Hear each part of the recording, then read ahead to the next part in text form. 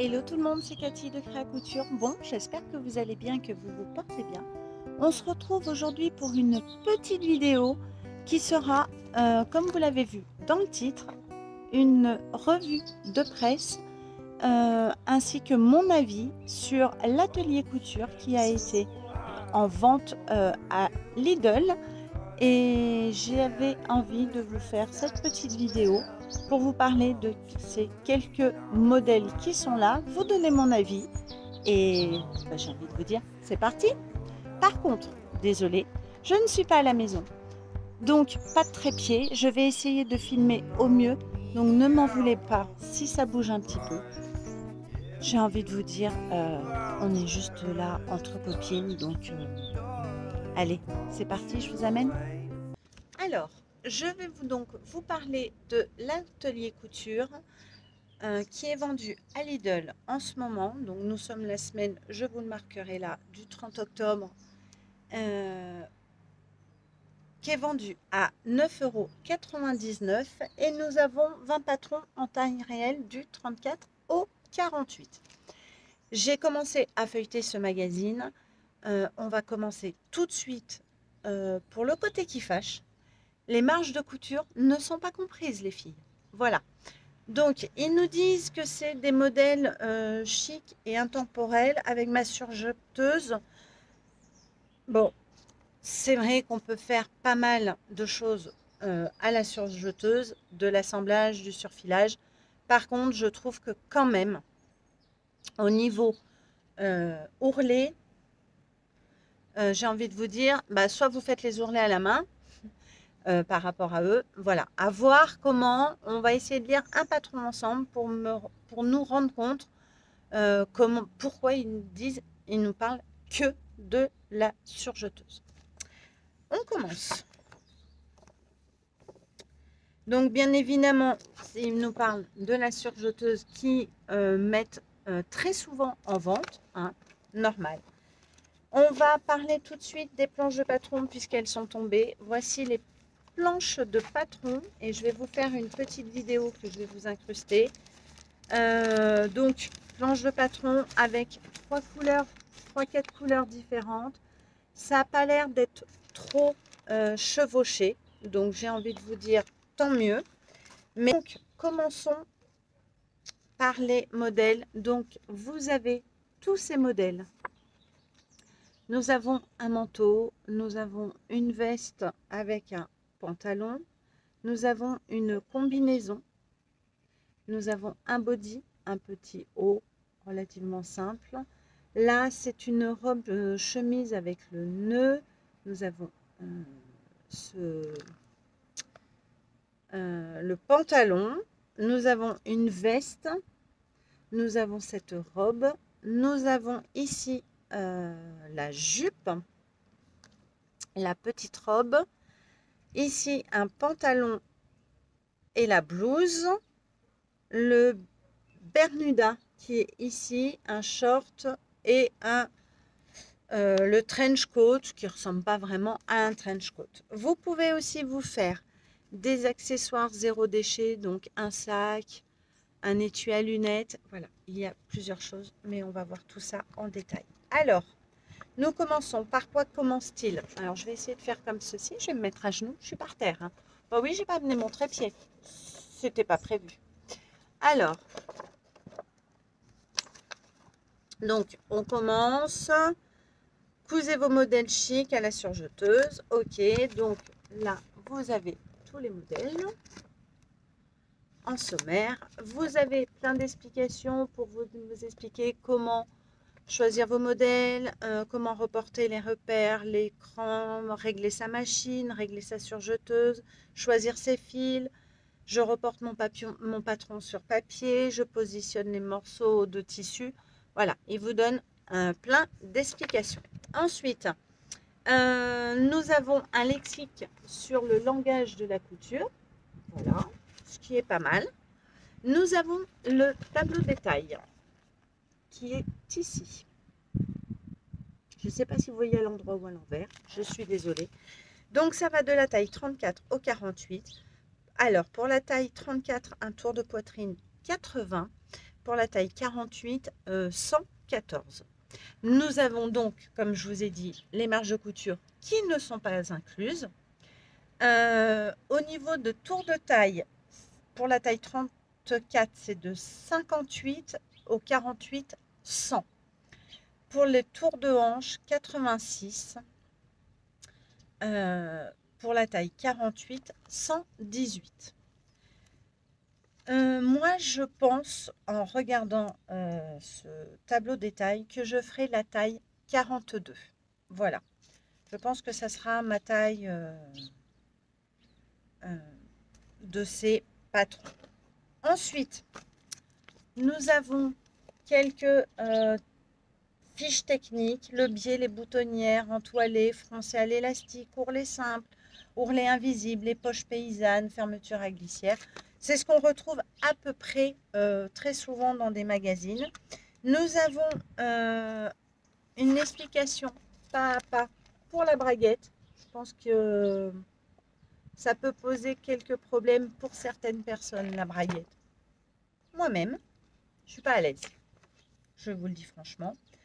Voilà, des cols pour le col chemise, col de bouton, la patte de boutonnage et les poches passe-poilées. Voilà, ils ont fait des petites fiches techniques. Je trouve ça quand même très très intéressant. Alors, commençons par le premier modèle. Nous avons ce manteau. Voilà, qui est quand même très beau. Il est rose, il est juste magnifique. Alors moi, les filles, c'est pas que je veux critiquer, mais je vous donne mon avis et je pense que ça peut aider. C'est un manteau de laine. Eh ben, je ne vois pas comment on peut coudre tout un manteau que à la surjeteuse. On a quand même besoin de faire des surpiqûres, on a quand même besoin de faire des ourlets. Donc je trouve que oui, on peut coudre ces modèles, mais il faut quand même une machine à coudre. On est d'accord? Ou alors je ne sais plus du tout ce que c'est que de la couture. Enfin, voilà. Nous allons voir un peu ce qu'ils nous disent. Bon, nous avons pas du tout,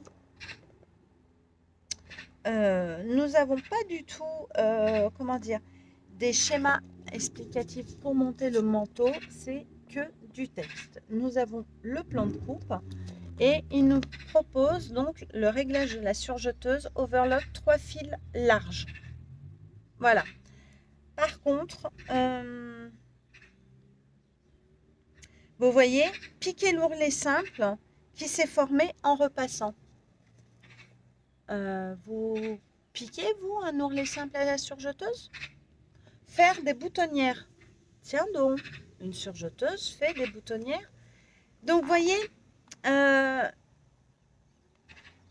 alors, on n'est pas bête, oui, mais une débutante, elle se dit, elle pourrait peut-être se dire, ah bah, en fait, j'ai pas besoin de grand-chose. Mais non, on a quand même besoin d'une surjeteuse. Voilà, c'est... on ne coupe pas tous ces modèles que à la surjeteuse. Donc, nous avons le manteau. Je n'ai pas trouvé la difficulté.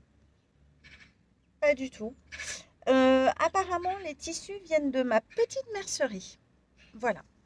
Nous avons un range stylo pour éviter les chutes. Ensuite, nous avons ce modèle de veste et pantalon, ainsi que le petit sac, me semble-t-il qu'il y est. Alors, je ne veux pas dire... Oui, oui, le petit sac est là. Et le modèle. Voilà. Donc, pareil, explication. On vous dit où se trouve la planche pour le patron pour le décalquer. Et nous n'avons... Alors là, il y a pas mal de pièces. Nous avons, en fait... alors, attendez. Préparation des pièces. Là, j'ai pas de plan de coupe pour la veste. Et je pense qu'ils ont mis le plan de coupe avec le pantalon. Poche, je regarde, hein, désolée.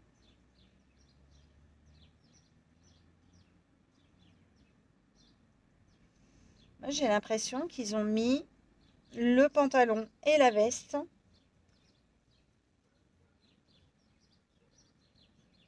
Armenture. Ouais, ils ont mis le pantalon et la veste, vous voyez, tout en même temps.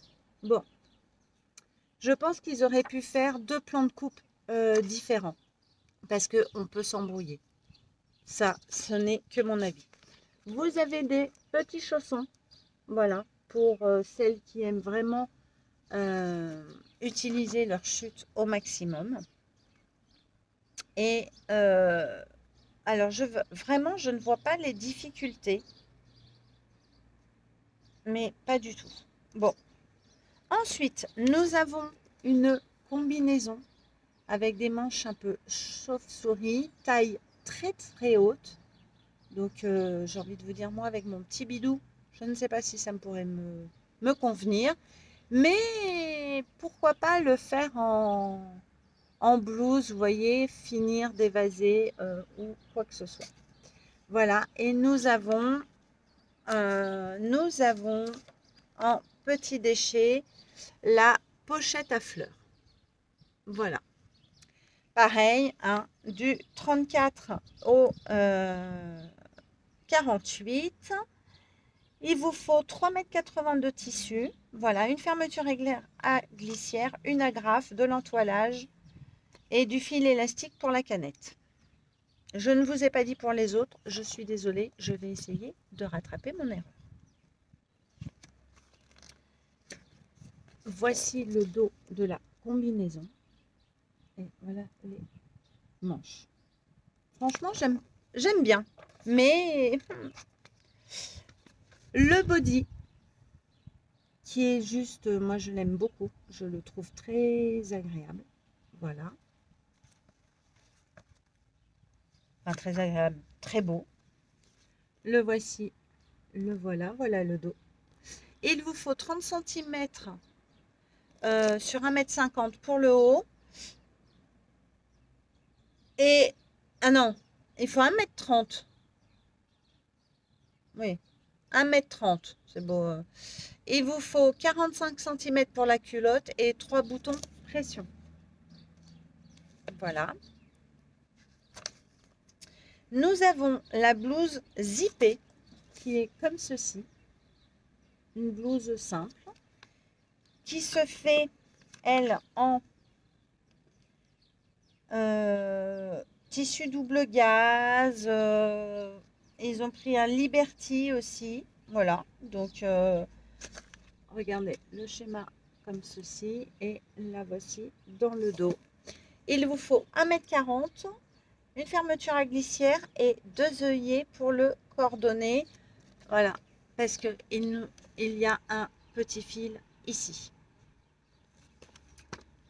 Nous avons une robe chemise basique. Voilà. Le tissu, je le trouve pas folichon. Vraiment pas. J'aime pas trop les rayures.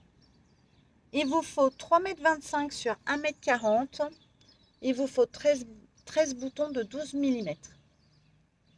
Nous avons le plan de coupe et toujours des explications pas à pas, sans schéma. Pour le déchet, nous avons un bandeau torsadé. Voilà, ce qui est pas mal.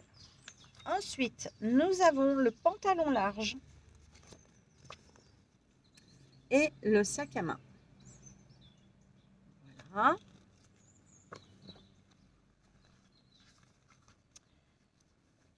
Donc, toujours pareil, plan de coupe, les dessins. Alors, pour le pantalon, il vous faut 2,10 m de tissu, un bouton, de l'entoilage. Et alors, pour faire de l'entoilage, 50 cm d'élastique sur 45 mm de large.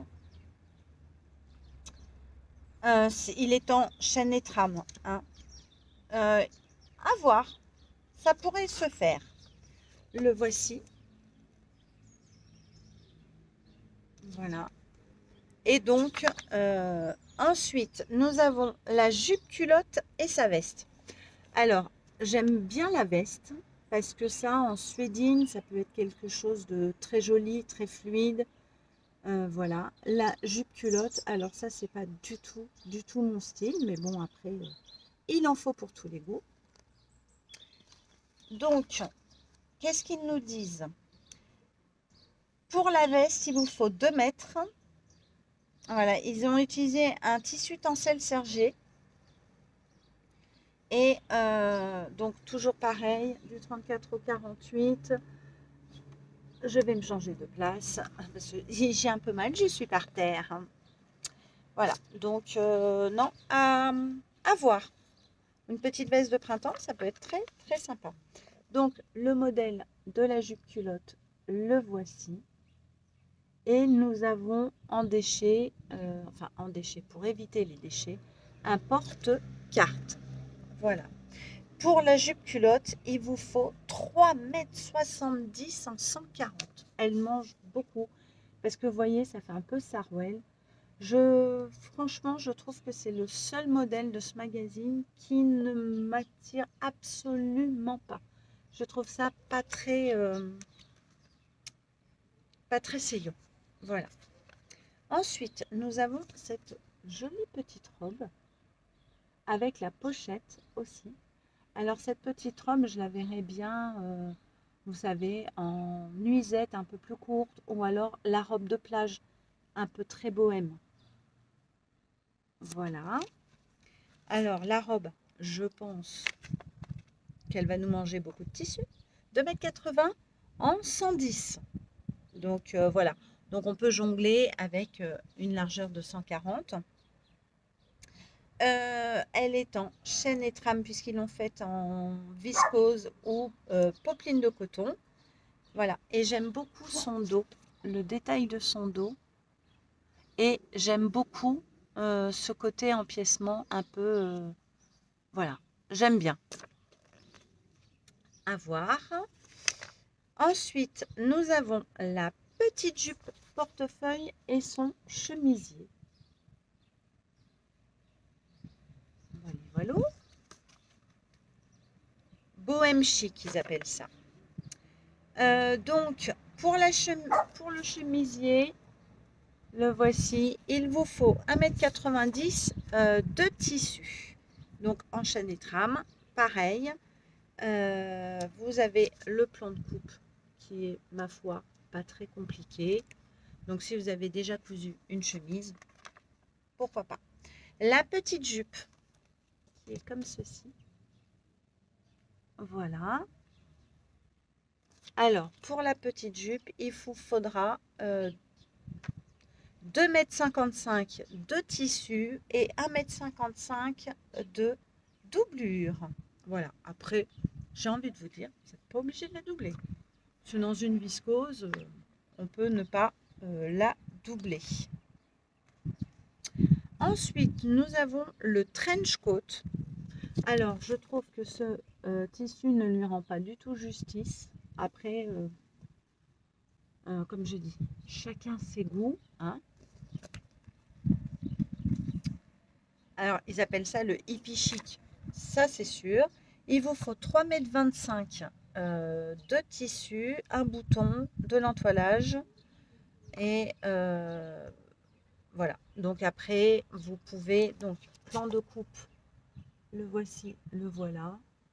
Je pense qu'il peut être très sympa. Alors, moi, un trench, il y a quand même les pans devant, vous voyez. Il a les codes plus ou moins d'un manteau, mais pas du trench, 100% trench en fait. Voilà, vraiment pas. Après, à vous de décliner, à vous de vous amuser au maximum avec ces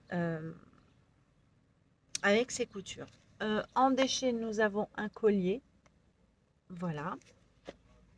Bon, au moins, tout le monde trouve. Je vous le montre un peu plus en modèle. Voilà. Donc, je vous reprends là. Alors, il est un peu plus tard pour moi puisque je suis quand même en week-end, en vacances et que j'ai profité de ma famille. Mais je vous continue cette revue de presse. Pour vous, vous n'allez rien voir. Donc, nous avons cet ensemble de petites vestes et du petit short, donc l'ensemble short kimono. Alors moi la veste j'aime bien et j'ai vraiment l'intention de me la faire, car je ne sais pas si vous vous souvenez, j'avais acheté un tissu de chez Divasus avec des papillons et je me dis pourquoi pas la faire ce modèle. Franchement j'aime bien. Donc voici le plan de coupe. Alors j'aime beaucoup aussi le short. Voilà, on voit le petit détail où il y a le zip sûrement. Donc pour la veste, vous voyez, il marque 2,25 m. Alors il faut dire que quand on voit les pièces mises comme ça, il y a un peu de... On peut, je pense, améliorer un petit peu la position des pièces sur le patron. Voilà, donc les valeurs de couture toujours ne sont pas comprises. Vous avez un devant, donc devant, dos, manche devant, manche dos, poignée. Vous voyez, il n'y a pas énormément de pièces. Nous avons des boucles d'oreilles pour le zéro déchet. Voilà. Donc là, on nous parle maintenant du short. Et pour ça, il vous faut 1,60 m de tissu. Voilà. Mais vous voyez comment il montre. Alors, je trouve que les plans de coupe sont quand même avec beaucoup de chutes. Vous voyez, parce que vraiment, il y a des pièces. Donc là, elle est au pli, mais on peut vraiment s'arranger. Ça vous donne une ordre d'idée pour mettre les pièces. Mais excusez-moi, il y a quand même un petit peu de gâchis, à mon sens. Après, chacun fait ce qu'il veut, mais je pense qu'on peut caler les pièces autrement. Voilà. Ensuite, on nous parle de du Bermuda à pince qui est présenté comme ceci. Alors, j'aime bien en fait cet effet d'ensemble pour l'été. Peut-être que je le ferai un peu, je pense le faire, mais un peu plus court, ou alors avec un revers. Alors après, c'est vrai que Bermuda, c'est un petit peu plus long. Mais pour moi, un Bermuda, ça descend plus, en fait, au niveau du genou.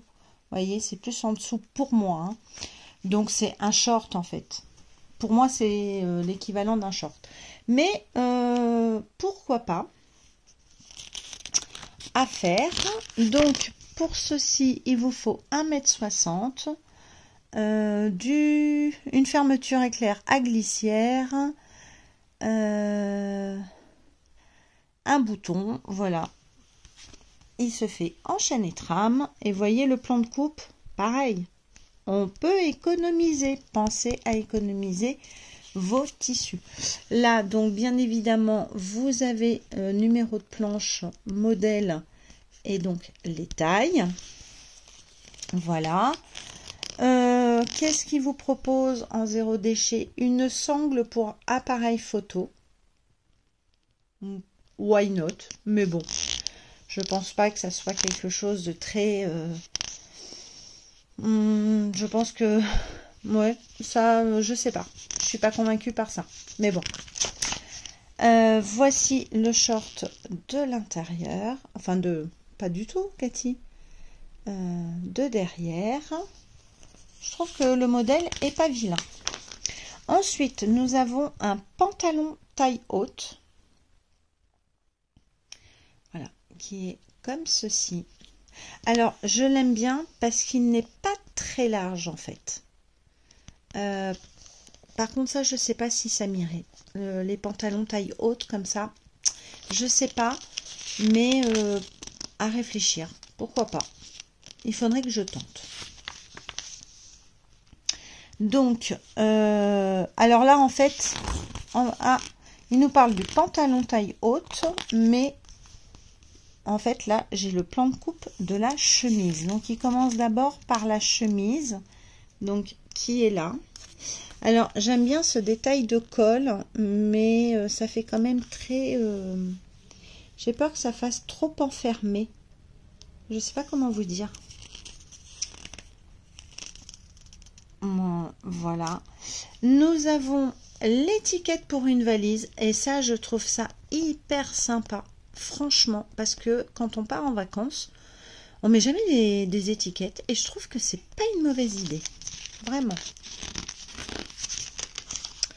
Et donc là, nous avons le patron du pantalon. Et il vous faut 1,60 m, 7 boutons. Un bouton à recouvrir, alors ça c'est pas obligatoire, de l'entoilage, voilà le derrière du pantalon. Et en zéro déchet, nous avons un couvre-livre.